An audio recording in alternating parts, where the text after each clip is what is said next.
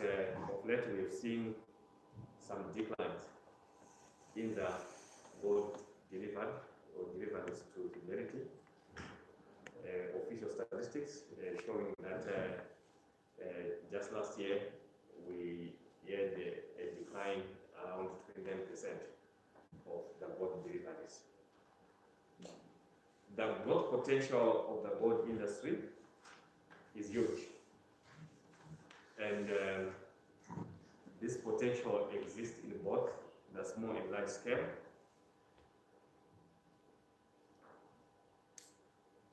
And we have significant, others want to call it extensive, gold deposits in Zimbabwe. Although we have not been exploring much, there's been no exploration count, which has been undermining the identification of new opportunities. Specifically in the gold sector, we have not had any much serious exploration that has taken place in the past 10 years. As I've said, notwithstanding the opportunity that we are talking about, the gold industry in terms of performance continues to be constrained by several challenges which have impacted negatively on the gold output. These challenges include, though not restricted to, inadequate capital that is required to sustain the growth potential as well as to maintain production levels. There have been low exploration count, as I've said. The industry has also encountered some power outages. Also, a big inhibiting factor is the inadequate foreign exchange allocation to import equipment as well as the consumables. We had some delays again in some gold miners getting their payments from Fidelity, though there have been some improvements. This equally is affecting the performance of the gold industry. One other factor that is very important, we all are aware that we're operating in the environment that has been affected by COVID-19 pandemic. This has been also a very undermining factor that has affected the capacity utilization of the gold industry to a large extent due to local lockdowns that were experienced in a number of gold mines, specifically at the time that the COVID-19 pandemic was at its height.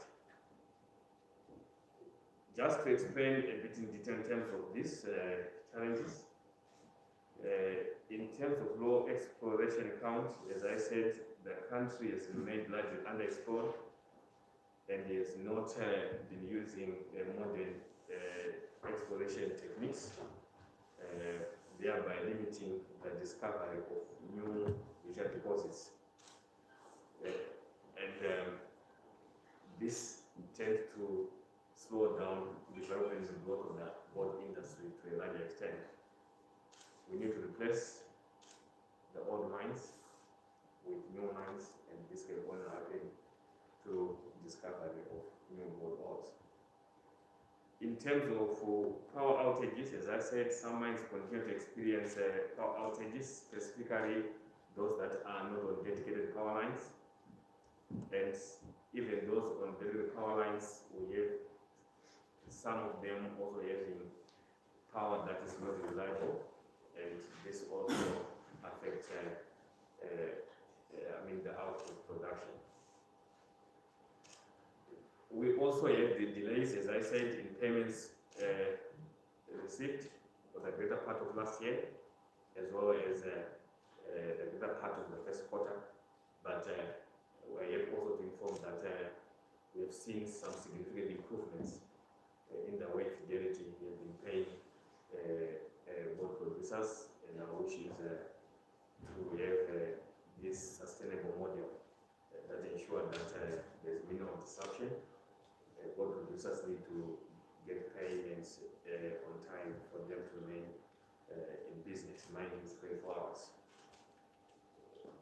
Some gold mines have been also affected by their inadequate forex allocations that to a large extent have affected not just the time, but also the volume of inputs that they require to sustain as well as expanding their production. We've been engaging on this, and we are encouraged that this issue is receiving attention. In terms of capital advisory, again, gold producers to a large extent find themselves operating below capacity when they don't access cheap as well as adequate funding for both operational and capex requirements.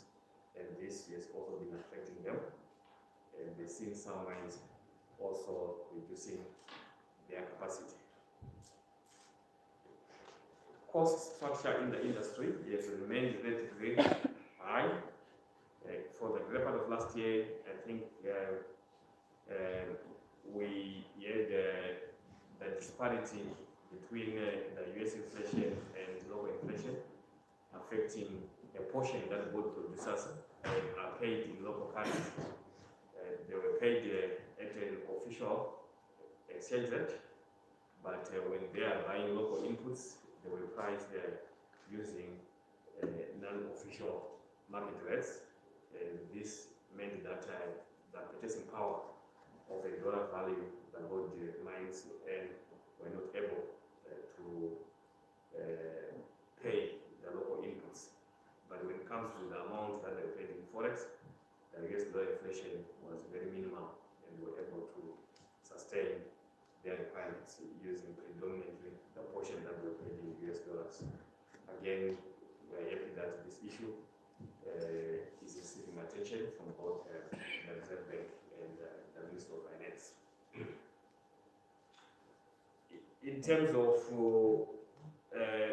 the other challenges relating to pricing, I think this has been an issue that predominantly affected the small-scale miners. And we have seen small-scale miners predominantly being affected in terms of what they were able to receive in order to acquire inputs, among others. And the challenge that I've mentioned for the equal affect small scale, but also compounded by the issue of pricing. I think the small scale miners found themselves again with, having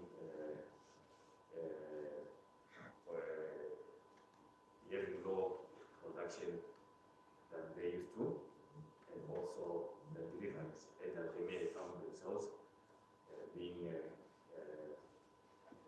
going through informal channels. These are allegations that we didn't meet, but I think it requires again the regulator to give us information to what extent is those specific leakages to be a reality. We can't rule out that leakages in terms of delivery may have affected the amount that were delivered to fidelity, specifically when it comes to small scale.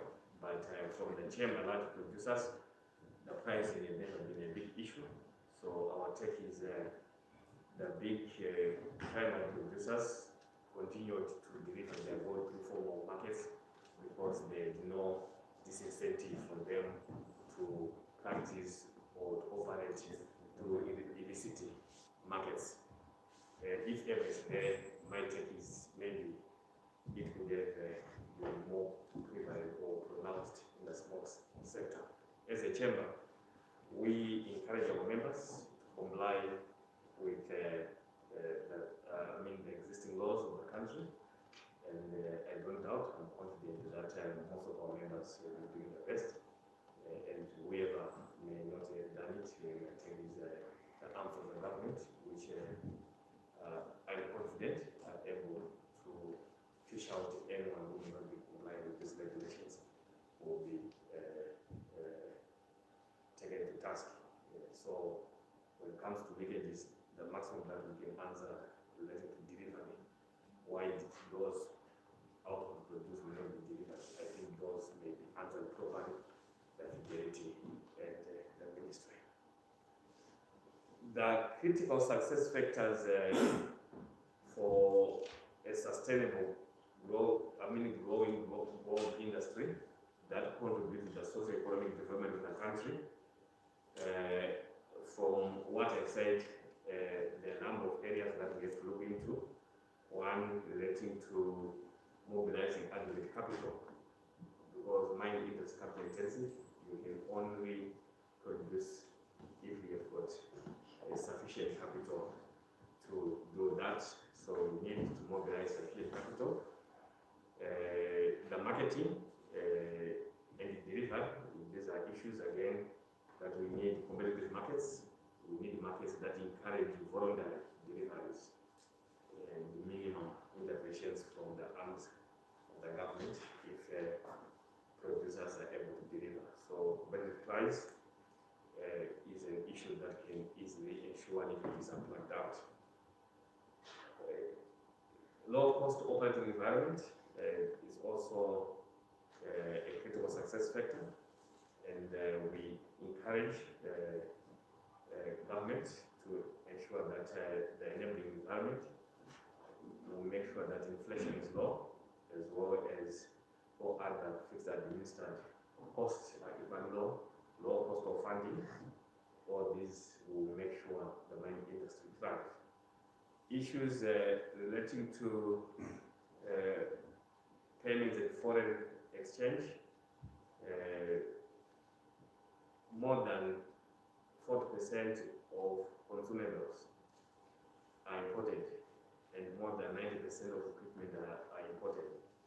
So mining industry requires, in as much it generates forex, it also requires forex for it to be in business. And those mines that are not having aggregate inputs due to shortfalls in foreign currency, we also encourage or call upon government to ensure that miners get aggregate forex.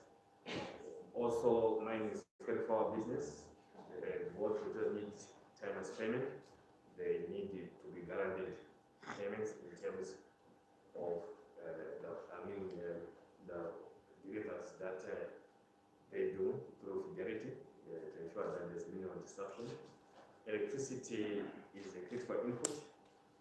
It needs to be uninterrupted, ensure that it's always available adequately at a cost-effective tariff for the gold industry to remain viable. In terms of skills, they need also to have skills in terms of human resource. They need to attract and retain skills, and also government can also support and ensure that the private sector are able to sustain the labor costs. Overall, policy is very important, and we are happy that government is currently crafting the gold policy and strategy that ensure that most of the issues that I'm presenting are dealt with. And this policy ensure that we also have supporting the regulatory framework. The regulatory must be strong enough, it must be supportive to ensure that there is compliance and order in the mining industry. I submit, Chairman, that this, in short, are the views of the Chamber. As I said, it's not all-inclusive. It requires every value chain. There are other arms of government and stakeholders that will make our presentation very valuable. Thank you once again. Thank you very much, Mr. Kwesu. Honorable members, you can pass your questions so that we take another presenter. Like I must say, Mr. Kwesu, prepare for all sorts of questions. We will ask you questions within your mandate, and we may ask questions that are perceived to be within your jurisdiction, because we may not know where the overlap ends or begins. So be prepared to take some briefings, but the overall objective is so that we understand more, we are able to identify the gaps, and that will guide our recommendations in terms of what can be done, what measures can be put in place to ensure that we play our part as the mining sector towards the attainment of a post-billion-dollar industry. Over to you, ZMDC, can we have your presentation? Thank you, Honorable Chair. I'm representing ZMDC and the mines that produce gold. In relation to the discussion for today. ZMDC is quite a number of gold mines, and I'll mention the gold mines. We've got Sabi Gold Mine, Jena Gold Mine, Elton and Golden Copy.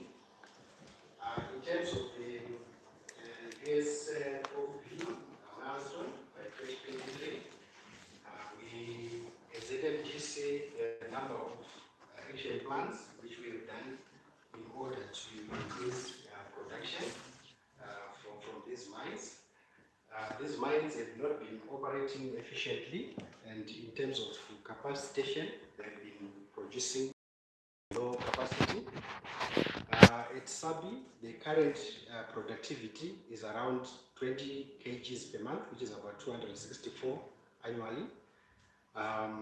The objective in terms of the USB 12 billion milestone is to increase production to around 480 kgs per annum by 2023. Jena is also in the process of increasing productivity in order to increase production and contribute significantly to the USD 12 billion milestone.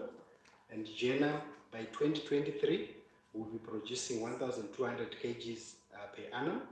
Currently is doing around 30 kgs per month, and there are plans to get by end of year to 50 kgs per month, and then next year it will be moving to 100 kgs per month, which will give us the 1.2 tons per annum.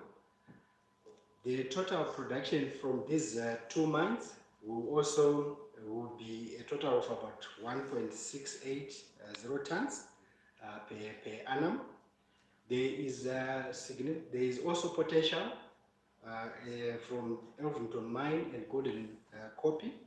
So far, ZMDC and the partner, we are working to see how best we can bring in Elvington Mine back online, as well as Golden Copy, so that by 2023 they will also be contributing gold production to the US 12 billion milestone. In terms of revenue, we expect by 2023 the revenue to surpass 100 million per annum from these gold mines. And in terms of employment, it will also employ in excess of 1,000 people. Currently, Sabi and Jena around 1,000, and there could be also an upside potential of another 1,000 from the two golden mines, Golden Copy and Elvington mine, and with the triple effect that in terms of employment, that can also increase by threefold. In terms of the major challenges which ZMDC have been facing, on these entities which I've mentioned. One of the issues I think have already been mentioned, which is to do with capital, which affect mostly other gold mines, and also access to finance. ZMDC, mainly because of sanctions, has over the years failed to attract investment and also to attract the right needed capital in order to finance the operations. I'm happy to say through the National Development Strategy 1, which is ZMDC has gone through privatization and identified a number of partners which are assisting in terms of developing these mines and getting the necessary adequate funding so that the mines can be capacitated to optimize production, which I have already mentioned. The other challenges have also been mentioned by the Chamber of Mines. The retention policy, the 60-40 retention policy, has also impacted negatively to our productivity, mainly because of most of our reagents, chemicals and equipment is imported, so that tends to affect also the available foreign currency for purchasing of these raw materials as well as equipment. The pandemic has also not spared ZMDC because of COVID-19. I think there was a slump in production when COVID-19, the pandemic started. But however, I must say we've instituted quite a number of measures and there is improvement in productivity, particularly at Jena Mine. And also Sabi, we are also hoping to increase production significantly. The other challenge is also power availability. Power in terms of power availability is not stable, as also been mentioned by Chamber. Sometimes the availability is around 50%, particularly when we started in 2019, when the COVID pandemic started. But these days it has actually improved significantly, hovering around 90%. We hope that once the power becomes stable, it actually drives productivity in terms of the gold mining sector. And it's one of the success factors, has already been mentioned, that we need to make sure that power is stable and is available for gold mining operations. The other challenge that also affects productivity, particularly in the small-scale miners, is access to finance and capacitation. Most of the small-scale miners do not have access to finance and also the equipment. They don't have adequate equipment, and also they are unable to do exploration. So funding is also required in this category so that production is also optimized. As you are aware, ZMDC has got a pilot project which it is looking after, the Bob Milling Center.